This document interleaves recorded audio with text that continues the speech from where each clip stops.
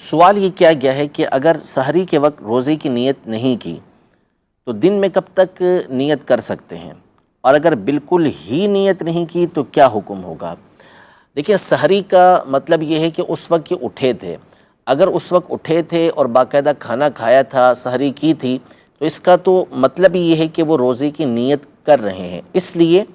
کہ نیت یہ دل کے ارادے کو کہتے ہیں، بندے کے دل کے اندر ارادہ ہونا چاہیے، اور سحری کھانے کو علماء نے فرمایا کہ یہ ایک طرح کی نیت ہی ہے کہ اس کا ارادہ ہے کہ اس نے دوسرے دن روزہ رکھنا ہے، سوائے یہ کہ باقاعدہ وہ نیت کرے کہ میرا کل کا روزہ نہیں ہے، تو پھر ایک جداگانہ بات ہو جائے گی۔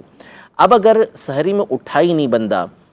یا اٹھا لیکن اس نے سحری کی نہیں، ایسے ہی وقت گزار لیا اور نیت اس نے کی نہیں، اب اگر یہ فرض روزہ ہے جیسے رمضان کا روزہ ہوتا ہے یا نفل روزہ ہے،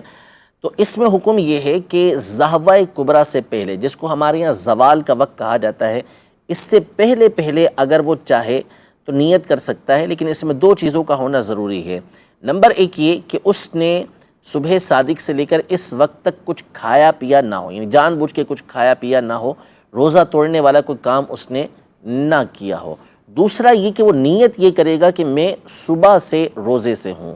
یہ نیت کرے گا تو اس کی یہ نیت ہو جائے گی، جبکہ وہ رمضان کا روزہ ہو یا